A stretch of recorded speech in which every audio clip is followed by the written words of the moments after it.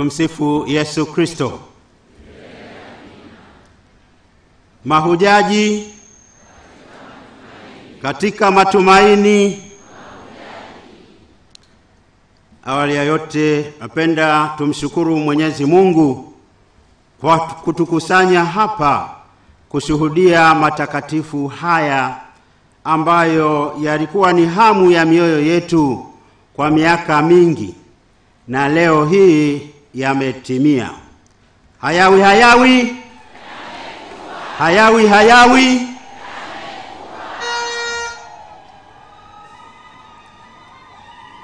Tunapenda kumpongeza sana Mhashamu Askofu Stefano Lameki Musomba OSA kwa kuteuliwa na leo kusimikwa kuwa askofu wa kwanza wa jimbo jipya la Bagamoyo. Hongera sana baba.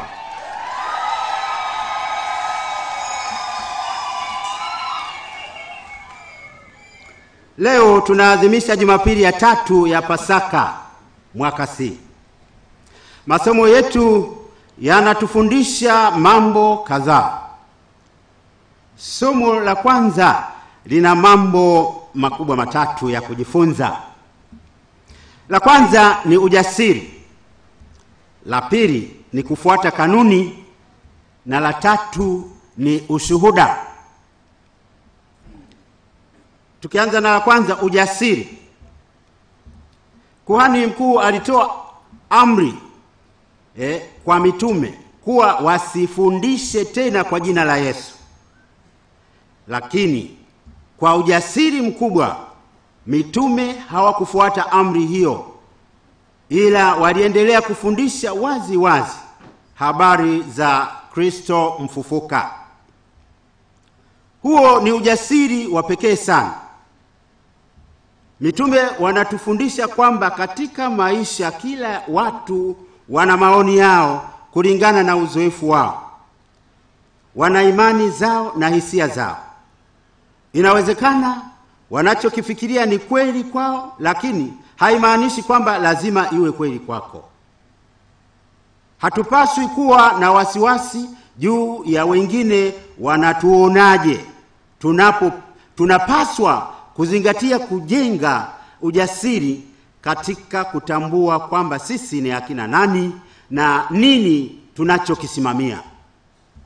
Mitume walitambua kwamba wao ni kina nani, na kwa ujasiri walitangaza habari za Kristo mfufuka bila woga wala wasiwasi wowote.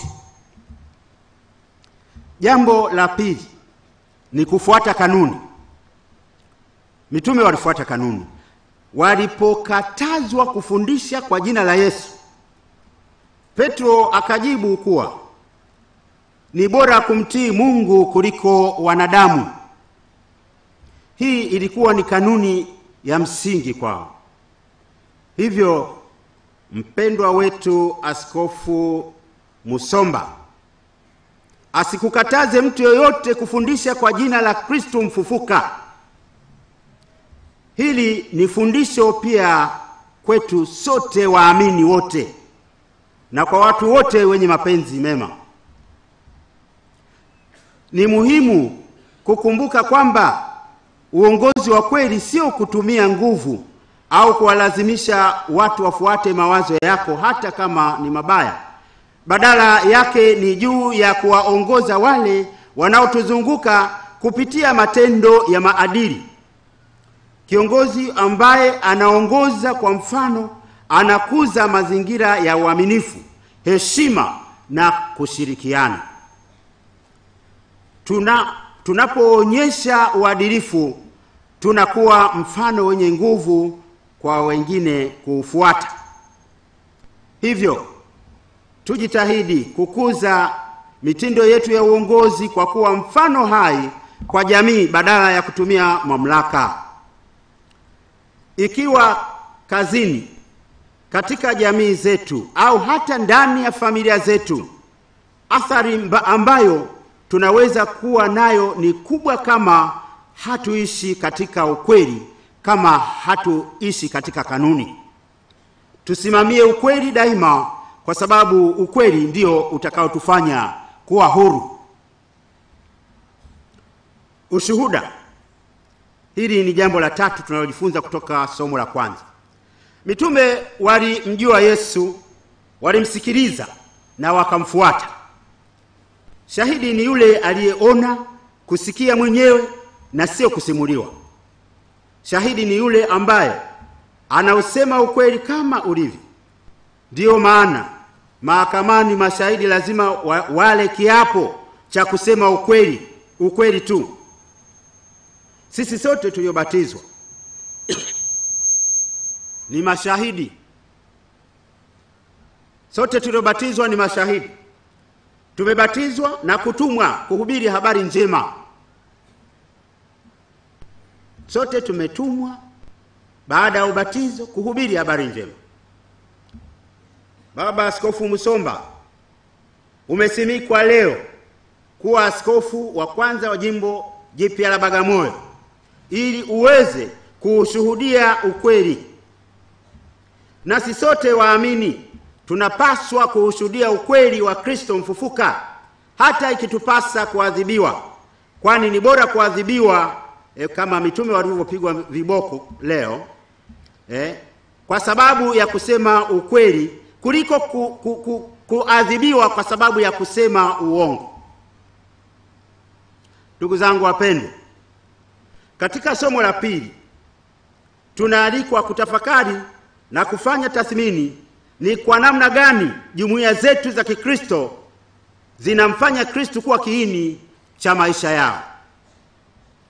Mwanzoni mwa sura ya 5 ya kitabu cha Ufunuo tunasoma kwamba mwana kondoo aliyetolewa sadaka anakaribia kiti cha hukumu ya Mungu. Anachukua kitabu na kuivunja mihuri yake.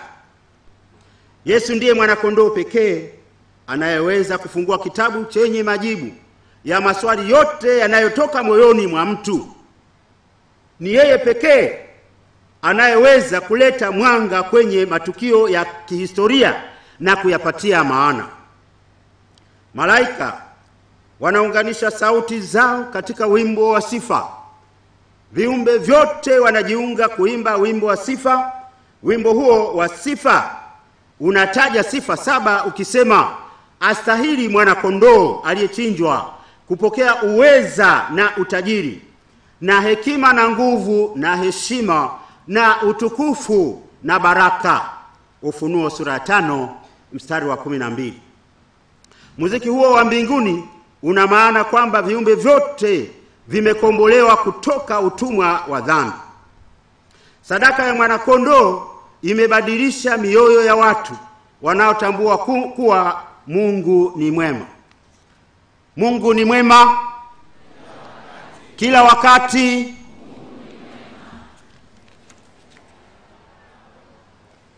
Wanatambua kuwa wokovu umefika na wanajiunga na malaika na wimbo wa sifa.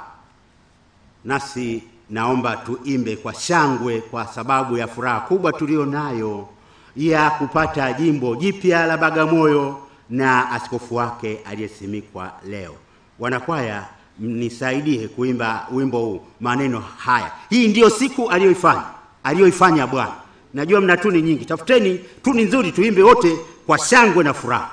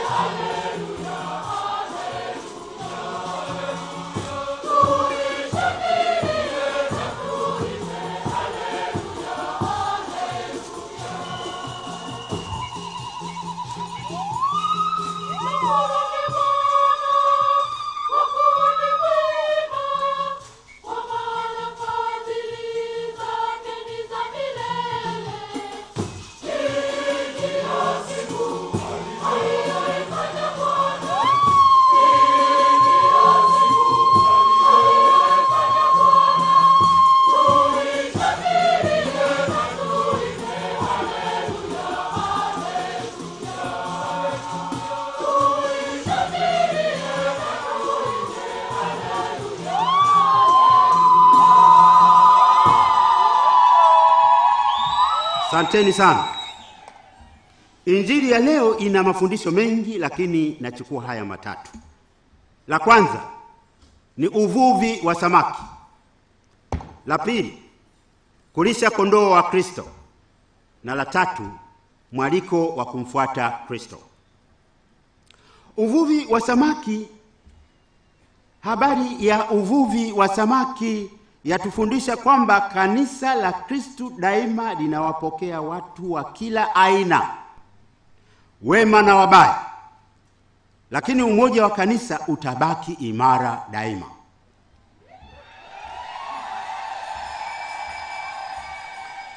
Tangu mwanzo Yesu aliwaambia wafuasi wake kwamba watakuwa wavuvi wa watu. Jukumu lao lingekuwa kwenda baharini, yaani duniani, na kuwavua samaki, yaani watu. Baba Askofu Musomba, hata sisi pia wa Kristo ni watu wenye mapenzi mema. Baba Askofu Musomba na Wakristo wote daima, na wote wenye mapenzi mema, tujue kwamba tuna jukumu la kuwavua watu. Watu wengi wamezama kwa sababu ya ukosefu wa imani. Wapo waliozama kwenye dimbwi la mmomonyoko wa maadili. Tuwatoe hao watu katika hali hiyo mbaya, katika hali hizo mbaya zinazozuia uhuru wao wa kumpenda Mungu na kuishi maisha ya furaha.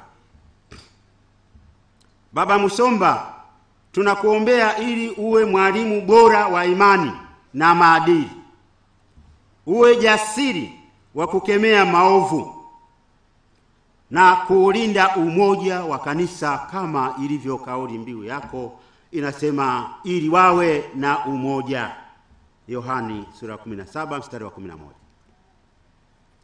Kuhusu kulinda kondoo wa Kristo, Petro anakiri kwa imani baada ya kumkana Kristo Yesu. Yesu anamuuliza Petro kama anampenda, tena anamuuliza mara 3. Jibu la Petro ni ndio. Kisha Yesu anamwambia, lisha kondoo wangu. Baba Askofu Musomba, jina lako Musomba, sijui unasomba nini?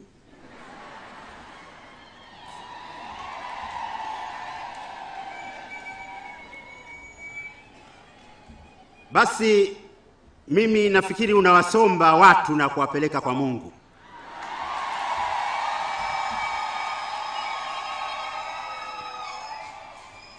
Wasombe watu wote wa Bagamoyo, wapeleke kwa Mungu.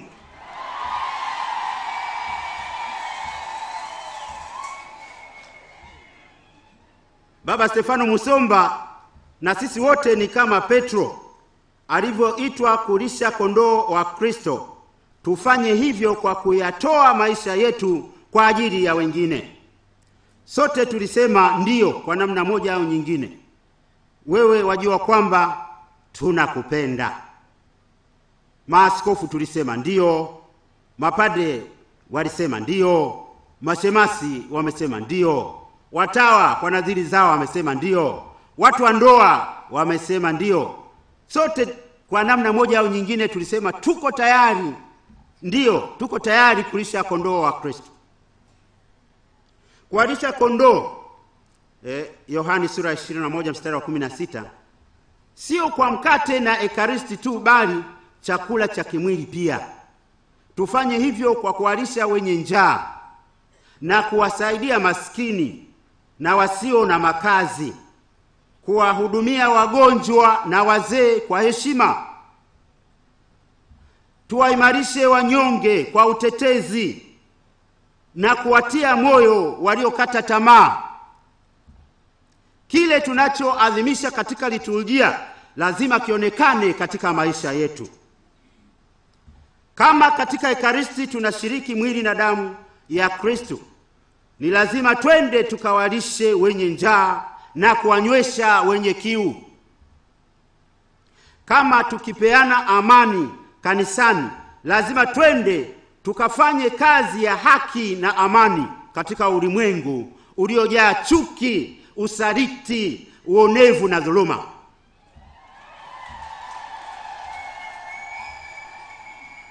Huku tukisikia maneno ya upendo, faraja na amani, twende tukaonyeshe hayo kwa matendo kwa wanaokandamizwa na waliokata tamaa katika maisha.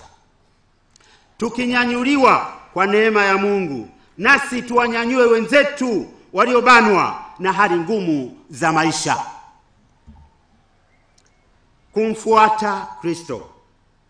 Neno la mwisho kabisa katika Injili, Yesu anamwambia Petro, nifuate. Kumfuata Kristo maana yake ni kuishi mafundisho yake kwa maneno na matendo. Baba Musomba na sisi sote tuliopo hapa tunaalikwa kumfuata Kristo. Ni kumpenda yeye, kupenda jinsi yeye alivyopenda, kusali kama yeye alivyosali, kuwa wanyenyekevu kama yeye alivyonyenyekea, kuwa watumishi kama yeye alivyotumikia, kusimamia ukweli kama yeye alivyosimamia ukweli. Hapa kuna hadithi fupi ya utani kidogo kati yangu mimi na Askofu Stefano Musomba. Usikasirike, haya mambo ya zamani. Na Waswahili wanasema mavi ya kale hayanuki. Tulipokuwa Maua seminari, yeye akiwa kidato cha kwanza, mimi nikiwa kidato cha 5, nilikuwa na zamu ya kufundisha wimbo pale, kwa sababu tulikuwa wa seminari wana muziki kadhaa. Nilipewa nafasi siku hiyo nifundishe wimbo kwa waseminari. Basi nikafundisha wimbo mmoja unaimbwa hivi: mitume wa Bwana, majitu ya sifa yenye kumfuata Bwana. Mitume wa Bwana, majitu ya sifa yenye kumfuata Bwana, kutangaza neno lake.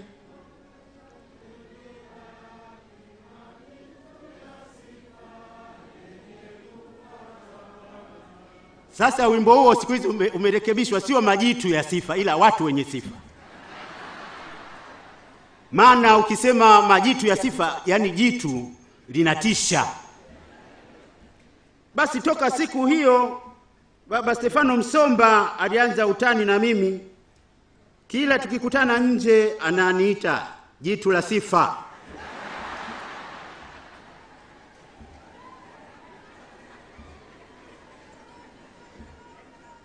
Na mimi nikikutana naye nje namuwahi, namwambia vipi jitu la sifa?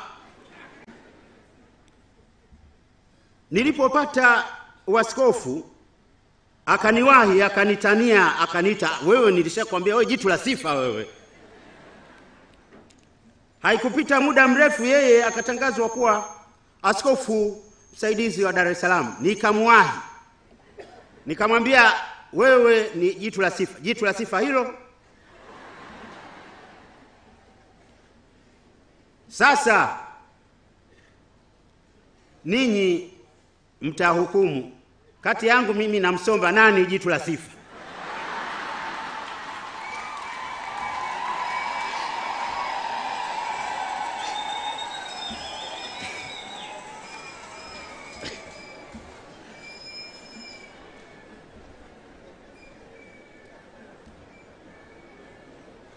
Sisi sote tuliopo hapa ndani ni majitu ya sifa.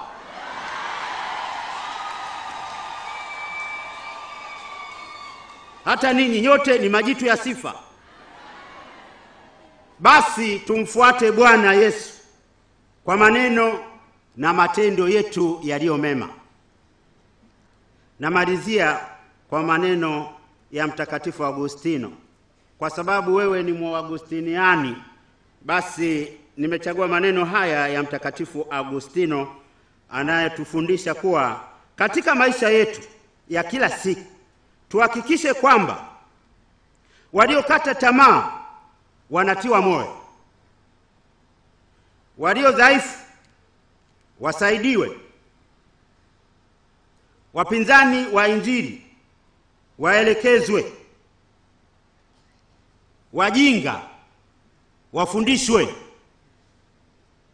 wachochezi waangaliwe kwa makini na kunyamazishwa, wenye majivuno wafundishwe unyenyekevu, wanaogombana wapatanishwe, maskini wasaidiwe, wanaonyanyaswa wakombolewe, watu wema wapongezwe, watu wabaya waonywe, na watu wema wapendwe. Tumsifu Yesu Kristo.